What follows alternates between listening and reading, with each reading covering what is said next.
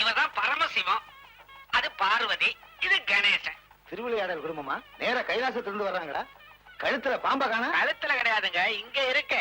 பயப்படாதீங்க, இது மருந்து. எனக்கு ஒரு டவுட், இந்த இடத்துலயா கச்சேரி?